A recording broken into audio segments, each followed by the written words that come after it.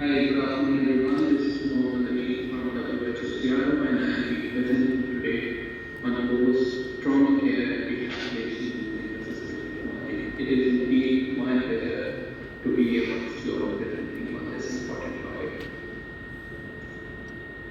So, what do we actually mean by assistive products? At WHO, we see assistive products as one of four health products: medicines, vaccines, medical devices, assistive products.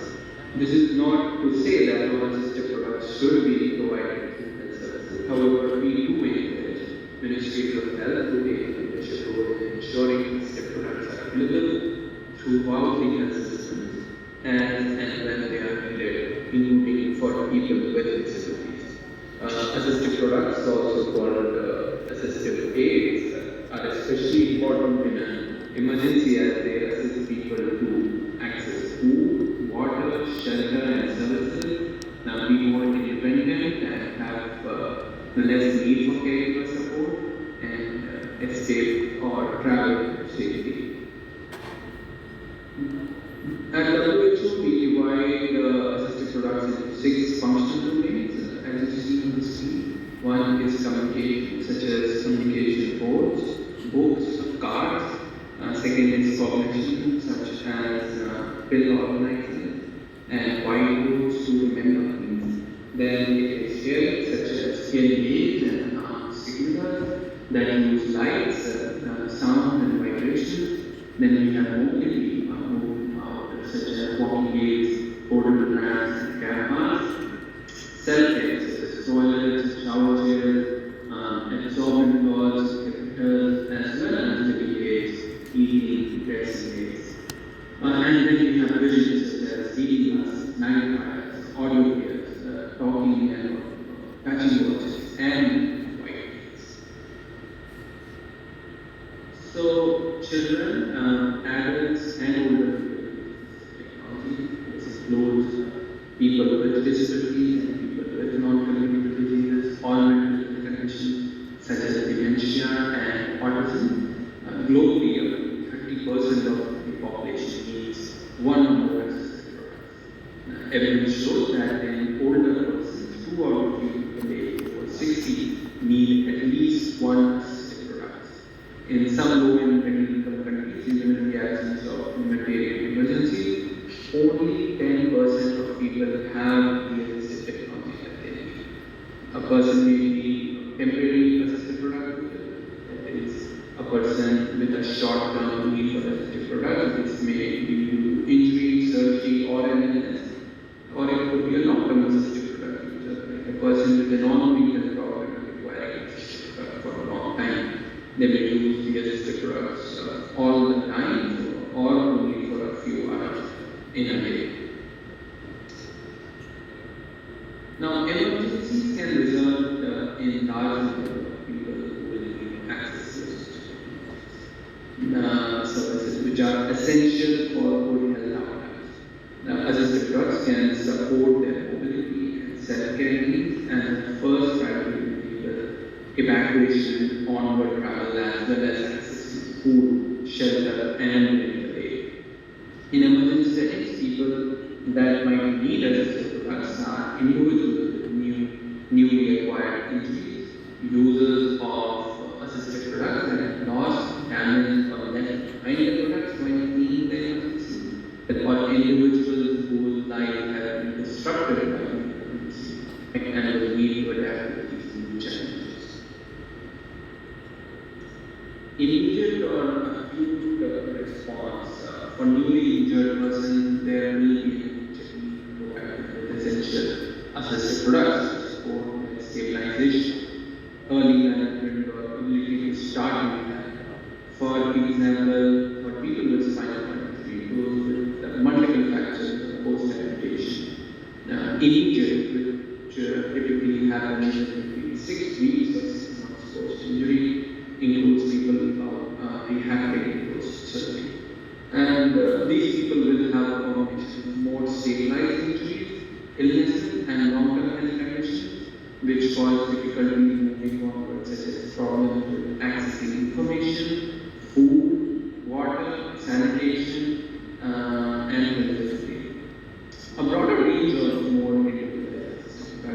will be required to support inclusion and survival. In long-term care, as the people requiring assistive technology progress towards the recovery phase, it is important to hands-on supply of technology, including follow-up to support their independence and resilience to the illness. For example, the ability of children with hearing and vision impairments to return to school, supporting older people who are afraid or have memory difficulties to maintain their independence, so the extended family can continue to work. Follow-up services are important as they ensure that the assistive product is still meeting the person's need and is in a good. So to support hospitals and medical facilities, the WHO is prioritizing mobility, self-care, and communication for people requiring such care and treatment in the first acute phase of the emergency. People may well have needs to in other areas and these needs to be considered in the long term. Primary assistive products include those support people who start mobilized, mobility products, mobility support people's mobility after acute injury or trauma and support in the start of the rehabilitation process. Examples of these products are crutches and wheelchairs and essential self-care including bowel and bladder care, self-care products, support people facing difficulty with washing and going to the toilet, for example, for people with spinal cord injury. Example of these products include toilet and shower chairs and catheters. Then we have communication. Communication when a person is being ventilated and cannot speak. Communication products support people to express their emotions and needs. They can also assist the person to understand what others are saying. Some examples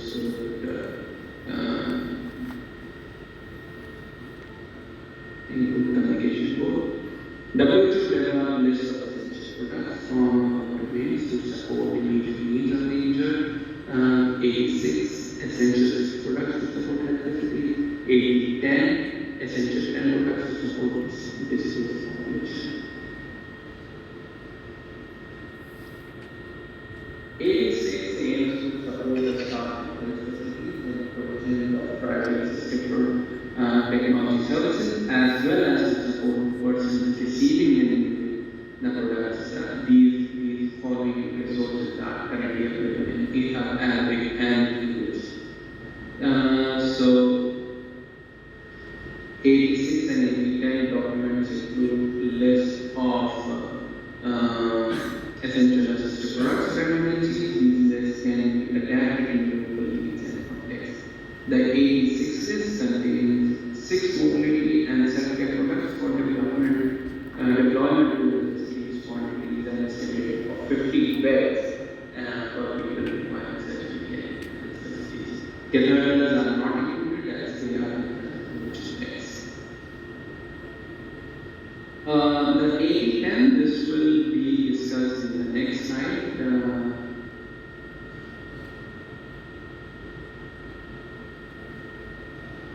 86 handbook. This handbook is for medical and healthcare providers responding to emergencies. It provides guidance to the needs of people who have been injured and need walking aids, wheelchairs, and toilet chairs. Include links to videos for demonstration. Then we have walking aids, which is the information that provides the walking aid information on the necessary skills to use the products. It includes links to videos for skill demonstration, emergency wheelchair information leaflet like a walking aid leaflet. This document provides wheelchair users with information on the necessary skills to use the wheelchair correctly as well as information for follow. It also includes links to videos for demonstration. Then we have the communication boards in Arabic and English to be printed to people who are not verbal or those with communication problems. Alright, we will to long-term needs. 8010 list, which contains 10 mobility and self-care products to support internally displaced people and refugees. Quantities are estimated based on a population of 10,000 displaced people or refugees. As mentioned previously, the more individualized, broader assistive technologies should also be considered, such as products to support vision, coordination, and caring products. For the purpose of the presentation, we will not go further in depth with the long-term needs. However, it is worth mentioning that it should be considered early on.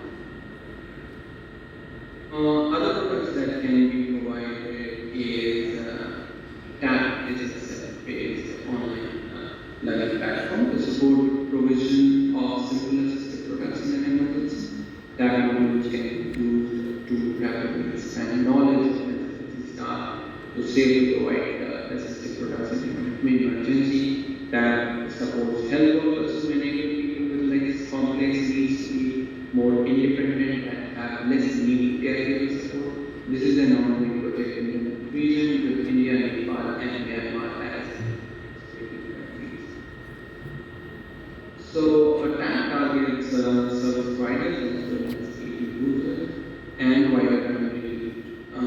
It offers 4 steps to provide assistive products. One is selecting the most appropriate product for the person. Second is adjusting the fitting product to suit the person. Teaching the person, the client, how to use and take care of the product, and follow up to the person's needs to maintain and repair. So TAP covers just the right amount of information to teach the required knowledge and skills to carry out these steps safely. So some of the lessons learned in Ukraine. Lessons learned from the rule of 86 and 8010 in Ukraine have highlighted considerations for planning and integrating aid to emergency areas of policy, products, personnel provisions, and people. To give a brief context for 86 and 8010 in Ukraine, in the case of Ukraine, WHO was already supporting Ministry of Health and rehabilitation combination. Therefore, the project built on this work. The objective was to establish rapid service delivery mechanism for 86 and 80, including training persons to meet the immediate mobility and self-care technology needs of internally displaced and conflict-affected people as part of 8010. 86 and 8010 have been rolled out in 2 phases. 86 skills were provided directly to governments for distribution, and 86 skills were provided to selected health facilities, including pediatric facilities. The selected facilities were supported with TAP training, mentoring support for service provisioning, and service rehabilitation and online rehabilitation. To date, as a result of 8010, over 2,600 people received assistive products to date. As of October 23, on an average, people receive more than 1 product each, often with both needs and care needs. Over 120 persons, learners, and mentors trained in TAP modules, and 16 health facilities engaged in providing products across 8 regions.